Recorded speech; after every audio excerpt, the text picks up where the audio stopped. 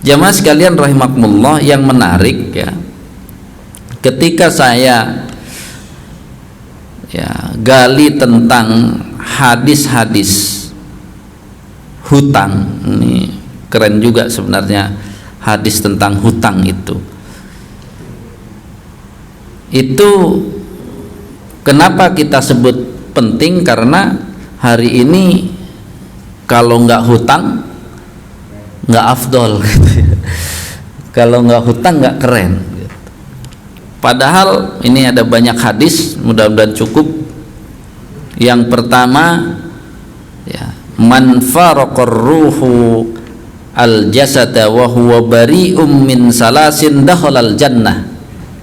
Siapa yang terpisah ruhnya dari jasadnya sedangkan dia bisa bebas dari 3 hal, maka bisa masuk surga. Yang pertama minal kibri, dari sombong, wal ghululi, dari khianat. Ya, kan susah kalau orang udah sombong, orang khianat itu susah. Tapi yang ketiga adalah waddain, dan dari hutang. Jadi coba, dia masuk syarat kalau mau ya cepat masuk surganya, salah satu syaratnya jangan punya hutang. Kemudian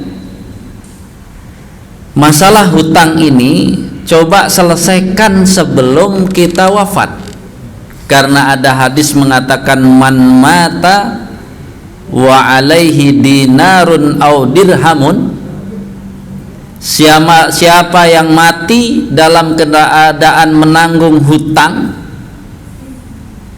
qudiya min hasanatihi laisa tamma dinarun wala dirhamun.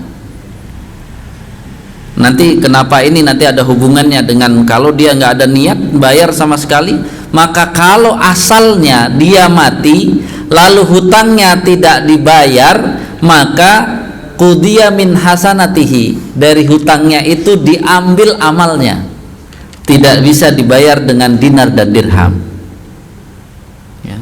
Ini hadis-hadis rata-rata disebut sahih ya oleh para ulama.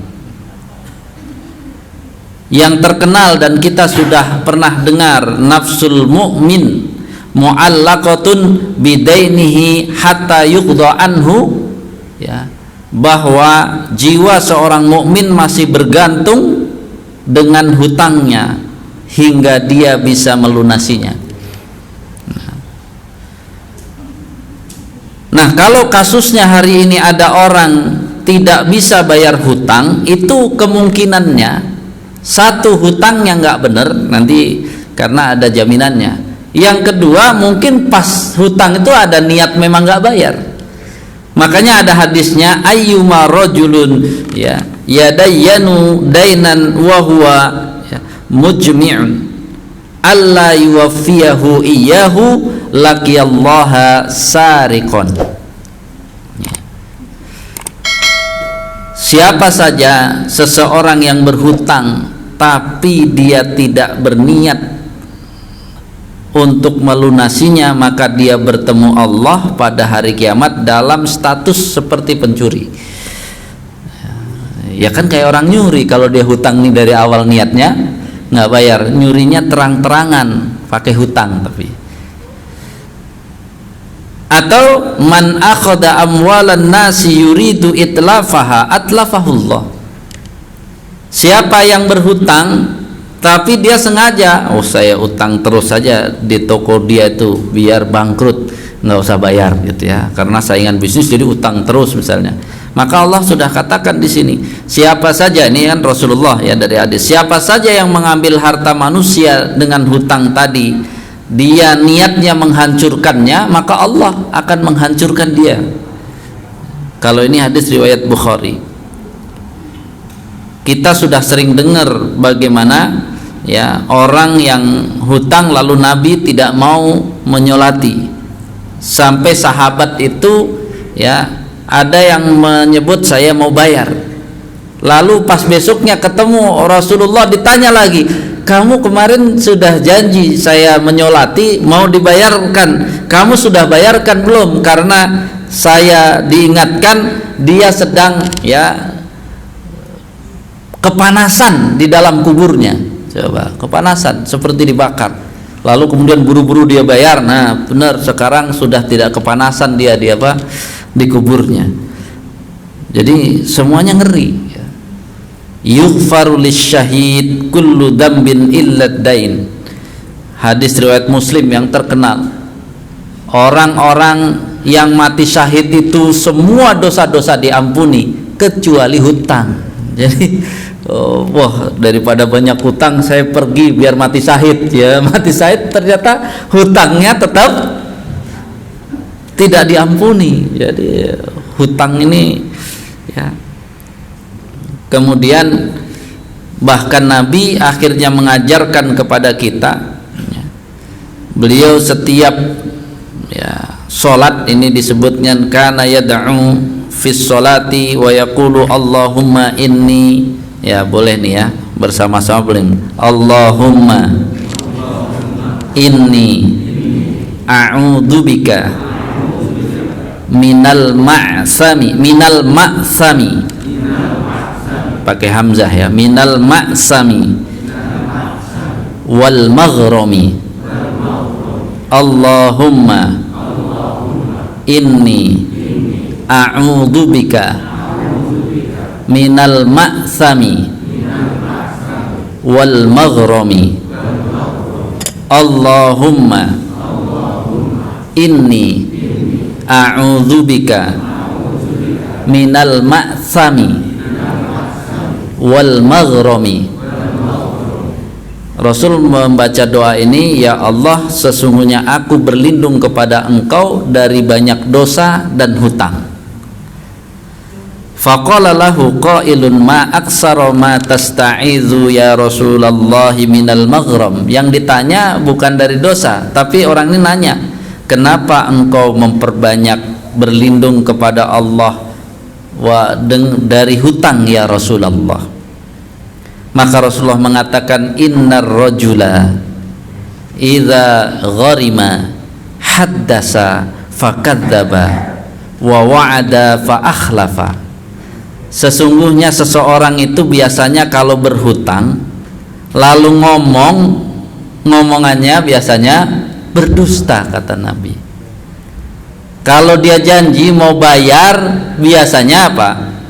Tepat atau meleset. Fa'akhlafa. Ya, jadi artinya kalau saat ini kita dalam keadaan punya hutang, bagaimana Ustadz?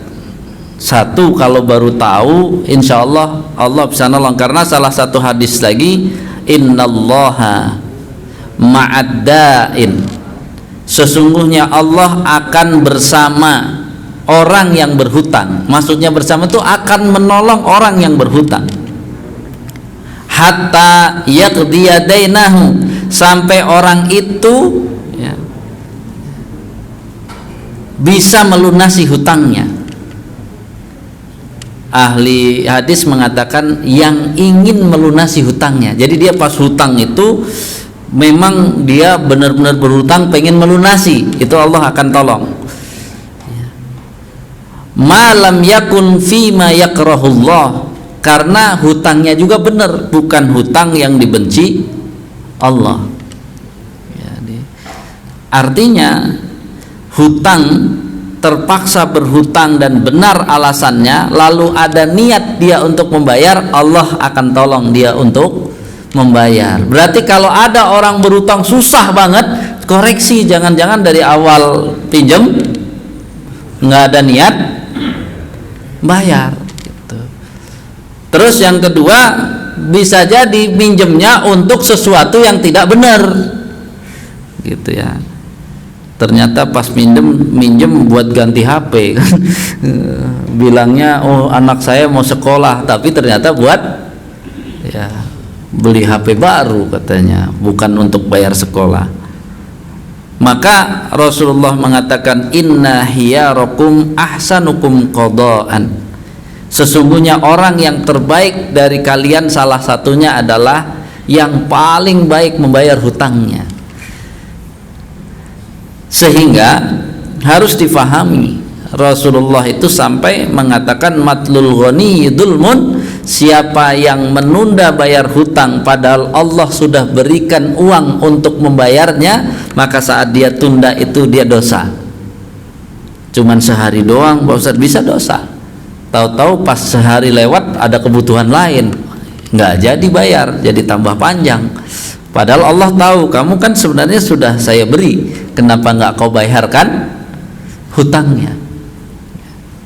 Sama berarti karena dua hadis ini juga, kalau kita punya hutang Allah berikan harta lebih cepat walaupun belum nyampe temponya, ya kan susahnya hutang dengan lembaga yang tidak ngerti Islam kan, kalau belum jatuh temponya bisa dibayar nggak bisa secara sistem, apalagi bank konvensional kalau belum waktunya belum bisa, malah kena denda, bisa bayar belum waktunya. Tapi kalau hutangnya bukan dengan lembaga itu, hutangnya benar dengan sesama kita, maka kalau kita sudah punya walaupun belum waktunya lebih baik bayar. Kenapa? Kalau dari sisi satu mengulur pembayaran hutang adalah dosa, berarti kalau mempercepat berpahala, kitanya sendiri sudah makin aman gitu ya, dan masuk kategori inna hiyarokum ahsanukum qadaan. Jamaah sekalian rahimakumullah, Islam ini kalau dikaji menarik, tapi kalau Islam ini diadu ya kayaknya jadi apa? Jadi senewan semua, pengennya berantem gitu ya. Nah, lihat, ketika kita berbicara membahas tentang hati, beda bicara dengan hukum. Karena hukum itu di kita kadang-kadang, ini di kita, hukum boleh itu kayaknya wajib gitu. Boleh padahal kayak wajib ya. Jadi ada kasus begini kan, diskusi tuh ya, saya sih nggak pernah ya mau diskusi di medsos itu, saya nggak jelas gitu ya, ilmu orangnya yang dilayani juga belum tentu ngerti, ngapain di situ. Jadi dia kan ada yang memposting hukum fikih gitu ya, hukum fikihnya itu dia memposting pas bab tentang bedanya gadis dan janda dalam akad nikah gitu ya. Maka dia sebut tuh, kalau masih gadis gitu ya, akad nikah itu langsung oleh walinya tanpa dimintai persetujuan oleh si wanita tersebut, maka itu hukumnya tetap boleh. Sedangkan janda tidak. Jadi janda walinya mau menikahkan harus minta persetujuan si janda tersebut, mau atau enggak. Kan ribut tuh Pak. Tapi saya nggak cuman baca doang, kacau juga di medsos tuh ribut. Islam gitu amat, masa anak anak perempuan nggak ditanya dulu mau atau enggak, ternyata boleh main dinikahkan. Nah, dari perdebatan itu akhirnya ada yang baca, kayaknya murid saya itu, terus nanya gitu. Jawabannya sederhana Pak. Saya bilang, ya kalau hukum begitu itu boleh. Kayak gini, anak bapak perempuan 11 tahun sudah haid, boleh nikah nggak? Boleh kan kalau bicara boleh, tapi jangan diartikan kalau bicara boleh itu kayaknya harus gitu ya, jadi boleh saja, tapi itu baru dari hukum boleh. Sedangkan agama kita itu tidak bicara boleh. Boleh bilang apa? Yang lebih baik gimana Ustadz? Nah, lebih baik itu naik lagi. Ini kan cuma bicara boleh saja, dan boleh kan tidak harus dikerjakan. Dan boleh apa? Kita kalau mau cerdas cari yang lebih baik. Yang lebih baik ya tetap nanya anaknya mau atau tidak. Itu jadi jangan gara-gara kita bicara takwa terus kita menyatakan hukum yang salah. Hukumnya udah benar, hukumnya sudah benar, cuma ya lihatlah para sahabat itu ya tidak gitu-gitu gitu ya, mentang-mentang apa boleh jadi semua anaknya dipaksa gitu ya, main nikahkan nggak begitu juga gitu ya. Artinya apa? Di sini kalau sudah bicara hukum itu jangan sepaneng, karena kalau bicara hukum sepaneng malah jadi nggak paham. Tempatkan yang boleh ya, tadi kan anak kita boleh ya, sudah balik boleh menikah, tapi harus nggak Pak? Ya enggak lah, nikahnya nunggu kalau siap kan gitu ya. Jadi ini kan hal-hal yang sederhana. Makanya kembali, ketika kita membahas tawakal itu, maka jangan keinginan. Nah, jadi keinginan sering itu apa? Kalau keinginan, semua orang ingin untung, sehingga dia, wah saya dalam usaha ini bertawakal kepada Allah lalu sukses beruntung misalnya. Emangnya kalau dia bertawakal terus rugi, kenapa? Karena itu yang harus dijaga oleh kita. Kalau dihubungkan dengan bab istiqomah, ukuran ya mendatangkan pertolongan Allah, misalnya saya ambil contohnya dari infak saja. Kira-kira yang mau kita tentukan berapa infaknya, saat rugi atau saat untung? Biar kita istiqomah, saat rugi atau saat untung? Ini kan penting kan gitu ya.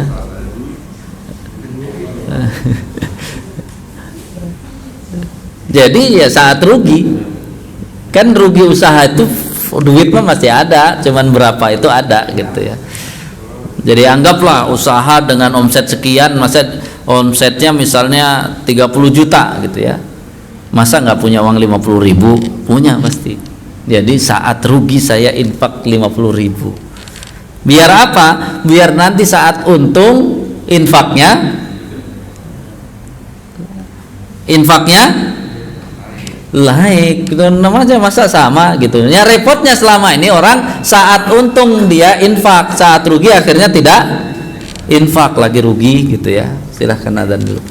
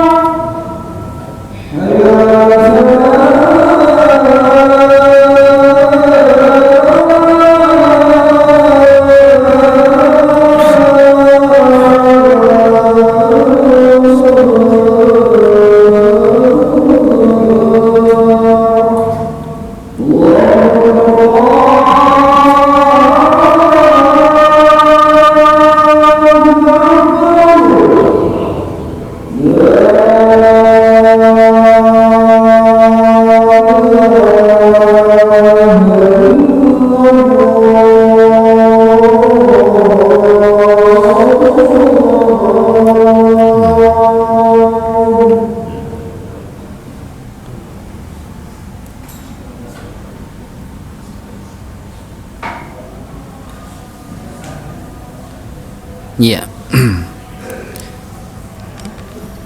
Kita tambah sedikit tentang istiqomah, karena banyak orang membayangkan kalau setelah umur ya sepuh, pengen hidup di kampung, di pinggir gunung gitu ya, punya tempat tinggal sendiri, punya kolam gitu ya, punya ya, makan tinggal sayur mayur di situ. Nah ini kalau kita ngaji tentang istiqomah, orang kalau cita-citanya begitu nanti susah istiqomah. Kenapa kita sebut susah istiqomah?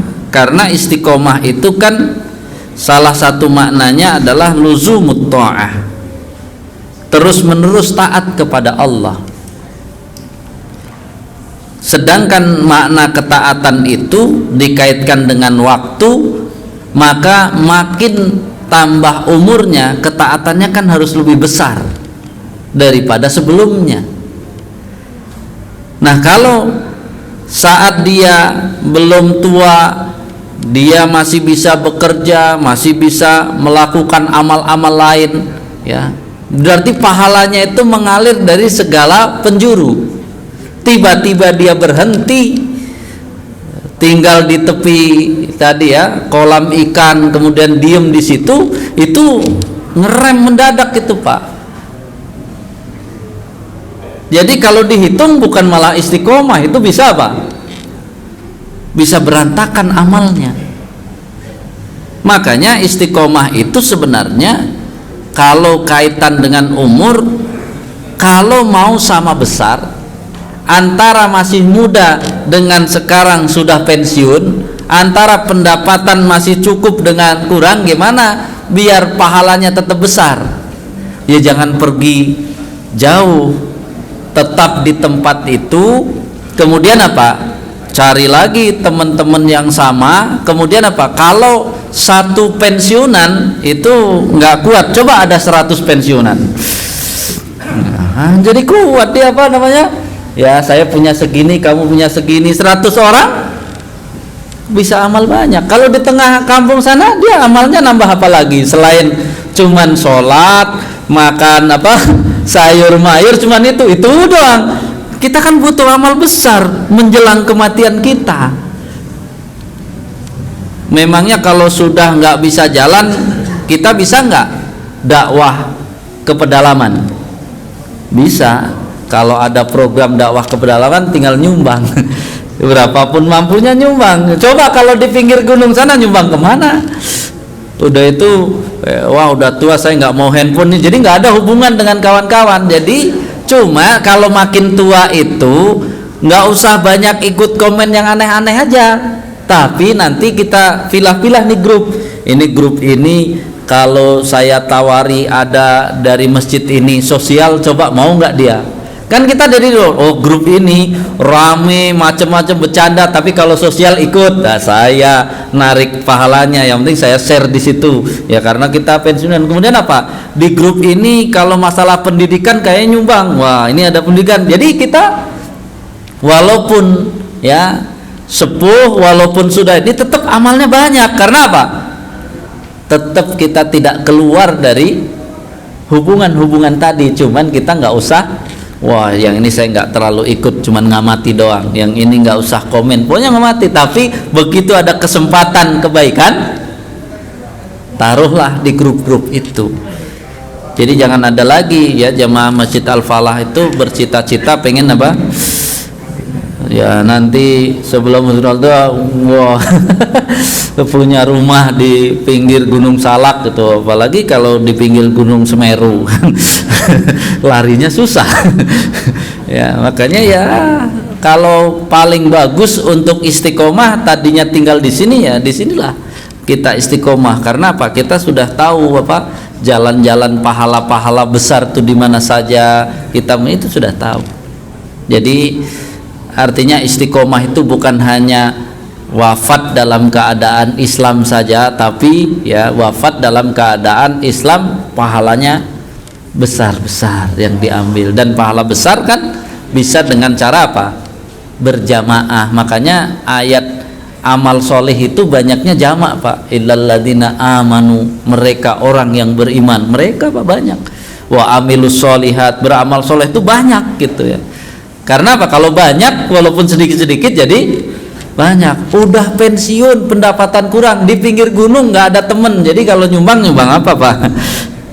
Jadi itu bisa berhenti semuanya. Jadi hapus tuh niat apa istiqomah masa tua pengen ke sana, nanti pas meninggal aja nggak ada yang tahu.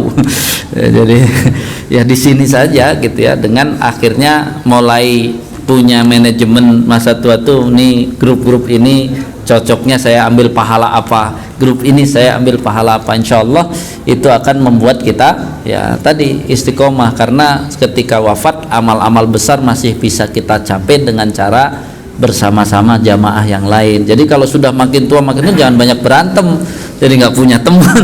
Ya banyak ya bekerja sama untuk iman dan amal soleh. Mudah-mudahan ini bisa difahami. Ada pertanyaan Pak Yuli? Ya, silakan. Waalaikumsalam.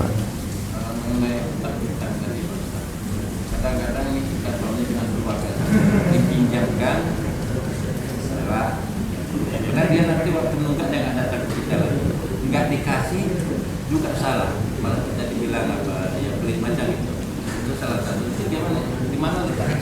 Keliru aja itu kan? Kasih aja kalau gitu. Ya kan, jadi daripada dia nanti utangnya banyak ya itu, kalau memang kita mampu kasih aja gitu. Tapi kalau kasih jangan semuanya latihannya. Kamu nggak boleh hutang-hutang lagi, udah banyak kali hutang kamu, bilang hutang ini aku kasih sekarang, tapi nggak semuanya ya gitu lah. Orang Aceh bisa terus terang gitu ya. Kalau orang Jawa muter-muter dulu ya Pak Haji Romadi ya, ngomongnya ngoten gitu ya. Kalau ini bisa eksekusi ya, kau udah hutang sekian kali ngomong hutang nggak datang, nih kamu nggak usah hutang, tapi nggak saya kasih semuanya, separuh aja gitu ya, atau seberapa ya. Memang itu tadi, daripada kita sendiri mikirnya pusing. Walaupun ya orang yang berpiutang mah nggak pernah rugi, yang rugi yang berhutang itu masalahnya sampai akhirat itu ya kan. Kita miris juga masa saudara kita ya sampai akhirat seperti itu. Cuman memang ya ini pengajaran tentang hadis-hadis hutang ini memang harus dibuka yang tadi saya sebut itu, karena kalau sudah baca hadis-hadis hutang nggak bakalan kita mau berhutang sebenarnya Pak ya. Karena apa? Aduh repot amat gitu ya, sudah masalah hutang itu. Apalagi pensiun ditawarin hutang ini nanti pas meninggal lunas. Nah berarti kan dari awal dia diajarin untuk ini kan, namanya itu tawaran dari orang Islam yang bener nggak? Kan dia mencelakakan Pak. Jangan-jangan tuh namanya tawaran dari setan, biar dia hutang dari awal udah nggak niat bayar. Padahal hadisnya kalau berhutang dari awal nggak niat bayar karena hanya gara-gara ditawarin kalau meninggal lunas, kan berarti dari awal padahal statusnya hutang dia niatnya apa? Nggak bayar. Tadi hadisnya dia nanti menghadap Allah dianggap pencuri. Emang enak kan gitu ya. Jadi makanya tawaran-tawaran dunia ya jangan terrisau, karena kalau sudah menuju akhir hayat, tawaran akhirat yang harus disambut ya, tawaran akhirat, jangan tawaran dunia gitu. Itu ya. Jadi pelan-pelan nanti ya Pak Saribudin ya, pelan-pelan di apa namanya, di planning itu gimana caranya kan. Karena dihutangin terus juga kasihan dia, masuk akhirat nggak ketemu juga, karena orang mati syahid aja nggak jadi tadi gara-gara hutang. Semua dosa yang lain diampuni selain hutang. Sedih banget baca hadis itu. Jadi jangan ada nih di sini hutangnya banyak, biar lunas saya pergi perang aja mati syahid ya. Dia nggak paham, walaupun mati syahid hutang kamu masih tetap ya. Jadi kalau kamu hutangnya banyak jangan pergi perang dulu, berjuang di sini sampai lunas hutangnya, baru silahkan pergi perang. Jadi salah tuh kalau ngajak-ngajak teroris, kamu kan banyak hutang nih, yuk kita ini mati. Salah dia, berarti ikut setan bukan apa? Ikut Allah ya. Wallahu a'lam bishawab. Mudah-mudahan kita semua bisa tadi memahami tawakal, dan paling penting tadi di akhir hayat kita berjuang untuk istiqomah berada di jalan Allah. Hadanallah wa iyyakum ajmain. Kurang lebihnya mohon maaf. Assalamualaikum warahmatullahi wabarakatuh.